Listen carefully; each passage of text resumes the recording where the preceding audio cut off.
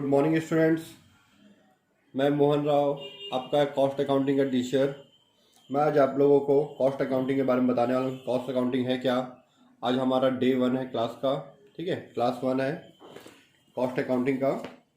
तो cost accounting के बारे में बताने से पहले मैं आपको बताता हूँ कि सबसे पहले हम लोग क्या करते थे। जो भी हमारे बिजनेस के ट्रांजेक्शन होते थे, जो भी हमारे बिजनेस का जो लेन देन होता है, ट्रांजेक्शन होता है, जैसे माल खरीदा बेचा, है ना, मशीन खरीदी, किसी को पेमेंट किया, रमेश को पेमेंट किया, ये सब कुछ जर्नल एंट्री में रिकॉर्ड करते थे। जर्नल एंट्री में रिकॉर्ड करने के बाद उसका लेज़र बनाते थे, खाता बनाते थे, है ना, लेज़र बनाते थे, ट्रायल बैलेंस बना के, trading account, profit and loss account, balance sheet है ना। बैलेंस शीट निकालने के बाद हम लोग जो भी हमारा प्रॉफिट होता था उसका प्रॉफिट का विश्लेषण करते थे, हम लोग ना लाभ विश्लेषण करते थे। इसके आधार पर हम लोग हमारे बिजनेस का एक्चुअल रिपोर्ट हम लोग निकालते थे। लेकिन समय के साथ साथ हमको ये भी पता चला कि प्रॉफिट का जो एनालिसिस है, लाभ विश्लेषण, वो कि ये भी तो मुख्य आधार है ही। साथ ही साथ हमको ये भी अनुभव हुआ कि हमारा कॉस्ट एनालिसिस भी बहुत महत्वपूर्ण है, लागत विश्लेषण भी बहुत ही महत्वपूर्ण है। हम जो भी प्रोडक्ट बना रहे हैं या बेच रहे हैं उसकी कॉस्ट क्या आ रही है, उसका पर कॉस्ट या टोटल कॉस्ट कितना आ रहा है, वो पूरा ज्ञात करना भी बहुत जरूरी हो जाता है पूरा ना। तो कॉस्ट अकाउंटिंग भी एक ऐसा स्पेशल अकाउंटिंग है जो जो भी गुड्स और सर्विस है, गुड्स ये सर्विस आप प्रोवाइड कर रहे हो, गुड्स एंड सर्विस, ठीक है, वस्तु या सेवा जो भी आप प्रोवाइड कर रहे हो,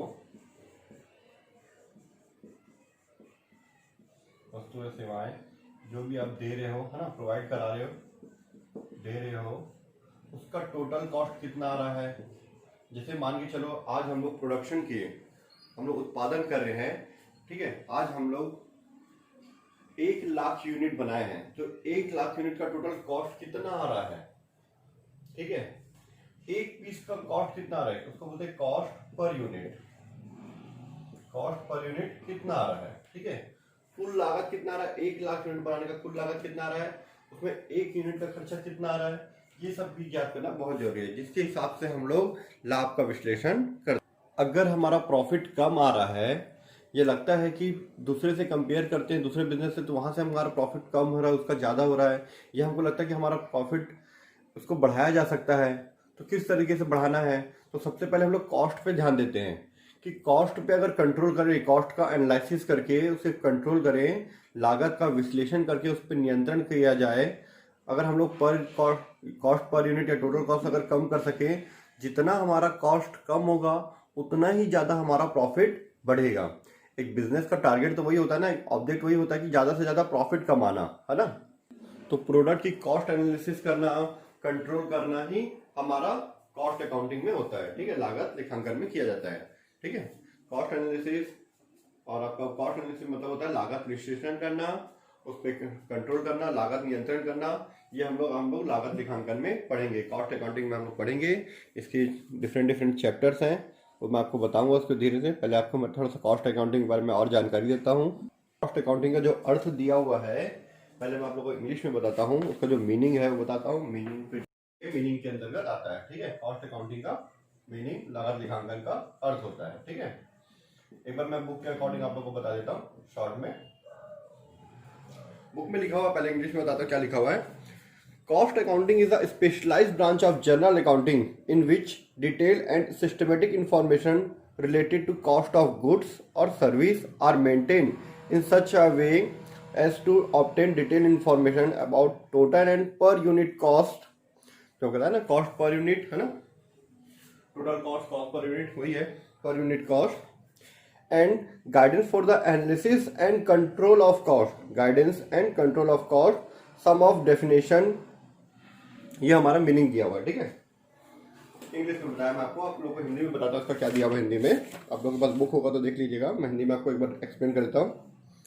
लागत लेखांकन सामान्य लेखांकन की एक विशिष्ट शाखा है जिसमें किसी वस्तु या सेवा से संबंधित लागत की विस्तृत एवं व्यवस्थित सूचनाएं रखी जाती हैं, जिससे कुल और प्रति इकाई लागत की विस्तृत जानकारी मिल सके, लागत विश्लेषण एवं नियंत्रण के लिए मार्गदर्शन प्राप्त हो सके। ये दिया हुआ है, ठीक है। क्या चीज बता रहा है इसमें ये बोल रहा है कि जो गुड्स और सर्विस होता है ना, गुड्स और सर्विस का डिटेल नॉलेज होता है कॉस्ट अकाउंटिंग में, ठीक है। गुड्स और सर्विस का डिटेल नॉलेज होता है। फिर उसके बाद उसमें क्या करते हैं हम लोग, इसमें हम करते हैं कॉस्ट एनालिसिस करते हैं, cost analysis and cost control किया जाता है। हिंदी में इसको बोला जाता है हम लोग लागत विश्लेषण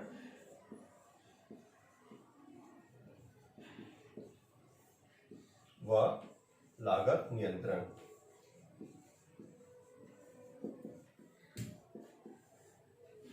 ठीक है। वस्तुओं एवं सेवाओं का विस्तृत अध्ययन किया जाता है, विस्तृत उसका ब्यौरा तैयार किया जाता है। तैयार करने के बाद उसका cost analysis and cost control करते हैं, है ना, लागत विश्लेषण और लागत नियंत्रण करते हैं कि हमारा कॉस्ट कैसे ज़्यादा हो गया, यह कहाँ पे हम लोग कम कर सके।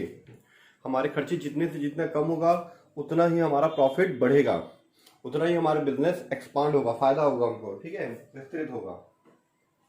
ये था बुक के अकॉर्डिंग लागत लेखांकन का, कॉस्ट अकाउंटिंग का अर्थ, ठीक है। अब मैं आप लोग को इसका डेफिनेशन बताता हूँ, कॉस्ट अकाउंटिंग का डेफिनेशन क्या होता है, ठीक है। एक दो राइटर के अकॉर्डिंग मैं आप लोग को बताता हूँ कॉस्ट अकाउंटिंग का डेफिनेशन। तो कॉस्ट अकाउंटिंग का डेफिनेशन जो है, परिभाषा, वो आप लोगों को बताता हूँ। डेफिनेशन, परिभाषा,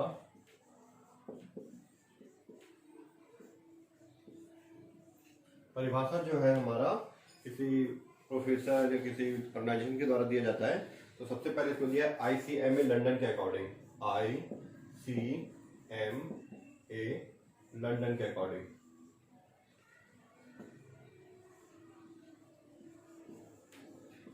ठीक है, ICMA लंदन के अकॉर्डिंग क्या है, पहले इंग्लिश में बताता हूँ।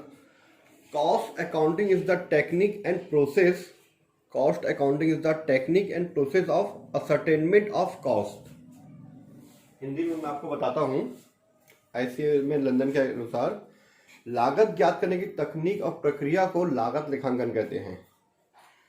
किसी भी गुड्स और सर्विस का, जो भी हमारे पास गुड्स और सर्विस है, गुड्स और सर्विस है, ठीक है, गुड्स और सर्विस का लागत निकालना, कॉस्ट निकालना,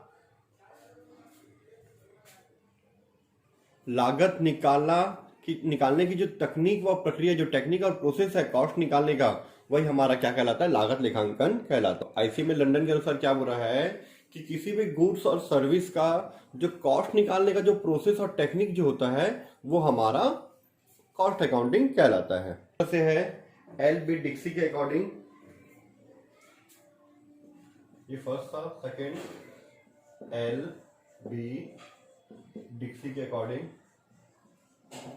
क्या है, LB डिक्सी के अकॉर्डिंग बताता हूं आपको, पहले इंग्लिश में। कॉस्ट अकाउंट्स आर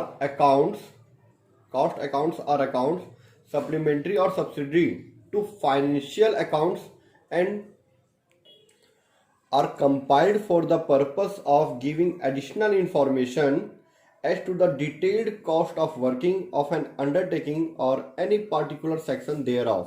ये था LB डिक्सी के अकॉर्डिंग, ठीक है। मैं अब उसके अनुसार आपको हिंदी में डिक्सी के अनुसार, LB डिक्सी के अकॉर्डिंग, लागत लेखे वित्तीय लेखों के पूरक तथा सहायक लेखे हैं। लागत लेखे जो है हमारा कॉस्ट अकाउंटिंग जो है, वो हमारा फाइनेंशियल अकाउंट का पूरक और सहायक है, मतलब एक तरह से सहायता करता है, जो किसी उपक्रम या उसके किसी विभाग की क्रिया की विस्तृत लागत से संबंधित अतिरिक्त सूचनाएं प्रदान करने के लिए तैयार किए जाते हैं। कहने का मतलब यह है, किसी उपक्रम या किसी विशेष डिपार्टमेंट का, मतलब हिंदी में बोला जाए तो उपक्रम मतलब किसी ऑर्गेनाइजेशन का, है ना, किसी ऑर्गेनाइजेशन या किसी विशेष स्पेशल डिपार्टमेंट का वो कॉस्ट निकालता है। कॉस्ट निकालने का जो टेक्निक होता है, जो प्रोसेस होता है, वही हमारा क्या कहलाता है, लागत लेखांकन कहलाता है, और हमको फ्यूचर के लिए बहुत सारी सूचनाएं प्रदान करता है। ये था दो डेफिनेशन, ICMA लंदन के अकॉर्डिंग और दूसरा LB डिक्सी के अकॉर्डिंग, ठीक है। डेफिनेशन हो गया। तो सिंपल सा ये है कि हम जो शुरू से जो क्लास 11th में, 12th में, फर्स्ट ईयर में जो पढ़ते हुए आ रहे थे अभी तक बीकॉम में, है ना, बीकॉम फर्स्ट ईयर में, वो था हमारा financial accounting, financial accounting, financial accounting, ठीक है। फाइनेंशियल अकाउंटिंग, वित्तीय लेखांकन, वित्तीय लेखांकन। वित्तीय लेखांकन में क्या करते थे हम लोग अभी तक? वित्तीय लेखांकन में अभी तक हम लोग क्या करते थे? सबसे पहले हम लोग जर्नल एंट्री कर देते थे। जर्नल एंट्रीज, जो भी हमारे बिजनेस के ट्रांजेक्शन होते थे, बिजनेस के ट्रांजेक्शन में जर्नल एंट्री कर देते थे। फिर उसके बाद लेजर बनाते थे ना, लेजर के बाद ट्रायल बैलेंस बना लेते थे। ट्रायल बैलेंस के बाद ट्रेडिंग अकाउंट, फिर उसके बाद प्रॉफिट एंड लॉस अकाउंट, फिर बैलेंस शीट, ये सब बना के हम लोग प्रॉफिट निकालते थे। बिजनेस का जो नेट प्रॉफिट है वो हम लोग ये सब बना के हम लोग बिजनेस का नेट प्रॉफिट निकालते थे। ठीक है, ये हमारे प्रारंभ में ऐसा चलता था। लेकिन जब बड़ी बड़ी फैक्ट्री या बड़े बड़े उपक्रम जो होते हैं वो लोग कॉस्ट अकाउंटिंग को भी ज़्यादा महत्वपूर्ण देने लगे। क्यों? क्योंकि कॉस्ट अकाउंटिंग के थ्रू वो लोग जो है अपनी कुल लागत या प्रति इकाई लागत है ना, टोटल कॉस्ट पर यूनिट निकालना उनको आसान हुआ। उससे क्या हुआ, वो लोग अपने जो पिछले 4-5 सालों के जो कॉस्ट होते हैं उसको एनालाइज करते हैं कि पहले कॉस्ट कितनी आती थी, अब कितनी आ रही है, अगर बढ़ रहा है तो क्यों बढ़ रहा है, तो कैसे कम किया जा सके, क्वालिटी वही रहे या क्वालिटी में इम्प्रूवमेंट किया जा सके, है ना। ये सब चीज़ों को ध्यान दिया जाता है और कॉस्ट कम किया जाता है ताकि हमारा प्रॉफिट बढ़ सके। ठीक है, तो फाइनेंशियल अकाउंटिंग में हम लोग ये सब चीज़ें करते थे।